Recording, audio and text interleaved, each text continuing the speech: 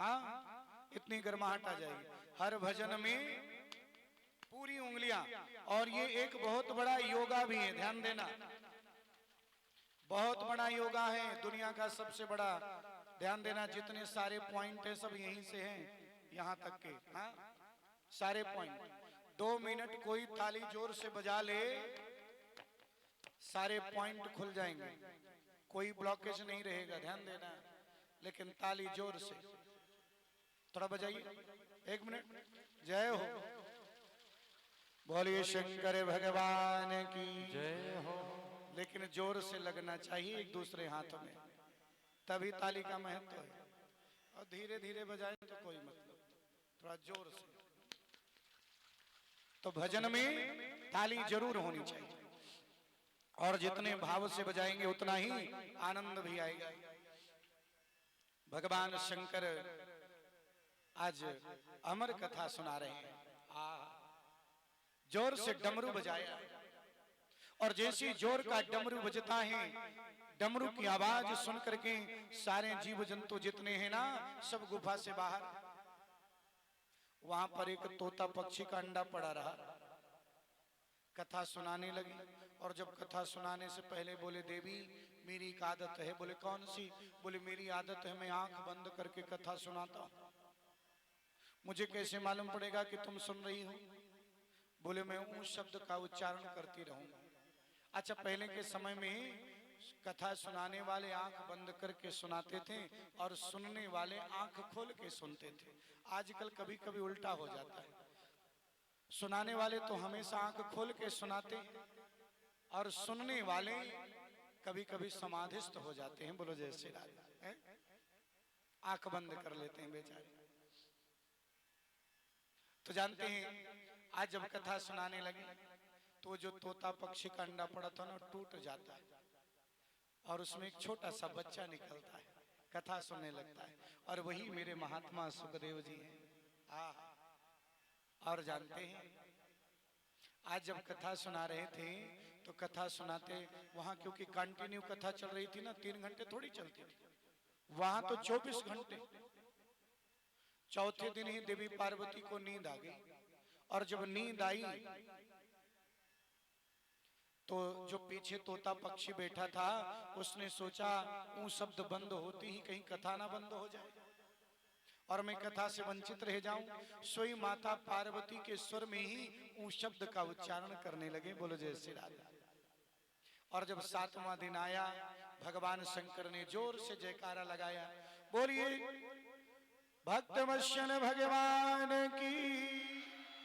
और जैसे जयकारा लगाया, उस जयकारे से देवी पार्वती की नींद खुली, और जब नींद खुली तो वही 5वें दिन का प्रश्न कर दिया। भोले बाबा ने कहा, देवी ये तो 5वें दिन की कथा का प्रश्न है। बोले क्या बताएं, हमको तो नींद आ गई थी। बोले ऊ शब्द कौन कर रहा था?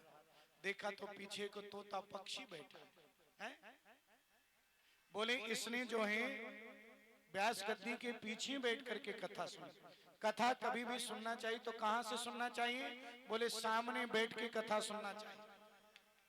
इसने व्यास गद्दी के पीछे बैठ करके कथा सुनी, इसलिए दंड का अधिकारी है, उसको मारने के लिए त्रिशूल उठाया। सोई वो जो है नीचे उड़ के आता है, और नीचे ही वेद व्यास जी का आश्रम था। वैसे भगवान की लीला थी भोले बाबा की।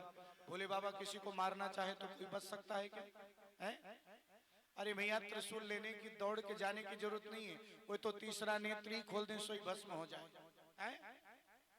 लेकिन भोले बाबा आज त्रिशूल लेकर के दौड़ते हैं, और जैसे भोले बाबा त्रिशूल लेकर के दौड़े, सम्य अपरास नाम की कुटी में वेद व्यास जी की जो पत्नी है, जिनका नाम है बिटका देवी, उनको जम्हाई आती है, और जम्हाई के माध्यम से सूक्ष्म रूप धारण करके सुखदेव जी आज श्वास के माध्यम से उनके गर्भ में चले गए। 12 साल तक गर्भ में रहे। हाँ, और मानो उनके गर्भ से वेद की ध्वनि आ रही है। जन्म नहीं ले रहे। वेद व्यास जी ने कहा बाहर निकलो। बोले भगवान विष्णु जी की माया न पकड़ है? तो भगवान विष्णु जी स्वयं साक्षात आए, और उन्होंने कहा कि मेरी माया आपको नहीं पकड़ेगी। और जैसी ये बात कही ना, आज मानो मेरे सुखदेव जी जन्म लेते हैं और जन्म लेने के बाद तुरंत चल नहीं, बोले कहां? तपस्या करने के लिए। बोलो जय शिव शंभू। और जैसी तपस्या करने के लिए जब जाने लगे तो वेदस व्यास जी महाराज को थोड़ा मोह उत्पन्न हुआ। उन्होंने कहा एक क्षण मेरे पास रुको ना, मैं आपको लाड़ प्यार करना चाहता हूं, बेटे के जन्म का उत्सव मनाना चाहता हूं। और जैसी ये बात कही ना, आज मानो मेरे सुखदेव जी ने उनको उत्तर दिया, कौन किसका पिता, कौन किसका बेटा, ये संसार तो नश्वर है। और मानो चल देते हैं दिगंबरम वक्त्र विकीर्ण के सम, जिनकी बड़ी बड़ी जटाएं हैं, दिगंबर हैं, और जिनके मात्र एक ही वस्त्र धारण किए हैं, कौपीन धारण करके जा रहे हैं बड़े भाव से। और जैसे जा रहे हैं सारे संत महात्मा जिनकी वंदना कर रहे हैं। ऐसे जो सर्वभूत हृदय हैं मेरे महात्मा सुखदेव जी, उनकी हम थोड़ी वंदना करेंगे। और जब हम वंदना करेंगे तो ध्यान देना, सबके मन में अपने अपने गुरु के प्रति सुंदर भाव होना चाहिए और मानो उसी भाव से ध्यान करना चाहिए। आज उन्हीं की कृपा है कि इतनी सुंदर दिव्य कथा हो रही है, क्योंकि उन्होंने ही श्रीमद् भागवत महापुराण को गाया है। बोलो जय श्री राम। बोली गुरुदेव भगवान।